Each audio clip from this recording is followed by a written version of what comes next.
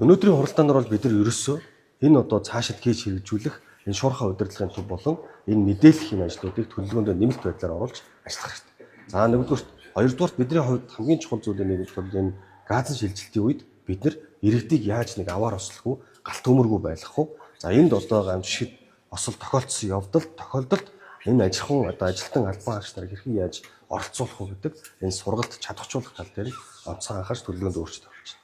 Бидний хийх ёстой хамгийн чухал зүйлээ нэг бол гамшиг осол түүнээс урьдчилан сэргийлэх ажил.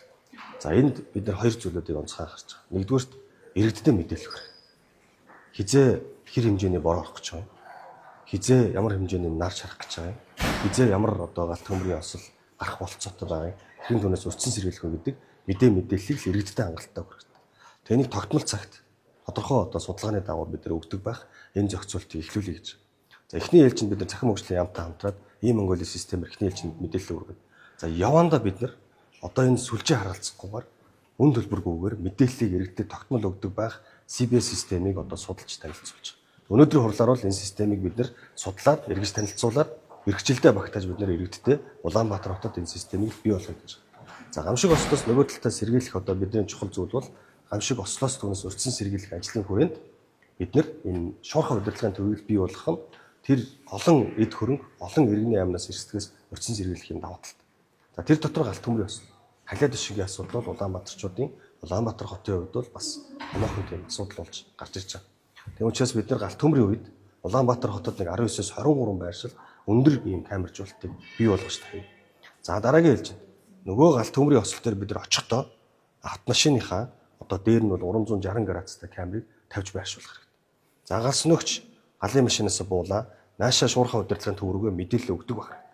Тэхийн тулд бид нар хит яган туяа болон хүний дулааныг мэдэрсэн энэ одоо дроныг бид нар ашиглах замаар мэдээлэл шуурхай удирдлагын төв төргөн шуурхай удирдлагын төвөөс нэгдсэн нэг удирдлага зохион байгуулалтанд орох болцоог хангаж өгье л гэж. Нийслэл Улаанбаатар хотын зүгээс бол бид нар ерөөсөө юу хийж байгаа гэхээр энэ тохиоллын системийг бид нар хамгийн түрүүнд бий болгож өгөх хэрэгтэй. За энэ тохиоллын системийг бид нар шуурхай удирдлагын төвтэй шууд холбож ажиллаж байгаа. Гэхдээ энийг тусдаа аж ахуй нэгж байгуулад бид нар тэндээ хяналтын системийг бий болгох. За энэ жилдээ багтаагаад бид нар аль болох Улаанбаатар хотын бүх айл өргөдийг энэ одоо тохиоллын систем бүрэн холбож дуусна.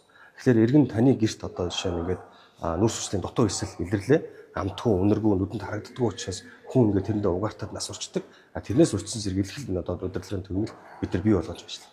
За энд онцгой байдлын алба бол галс өнөөгчийн хуваар урьдчилан сэргийлэх бүх ажлуудын хуваар тогтмол одоо хамтын ажиллагаатай бий болгох хэрэгтэй.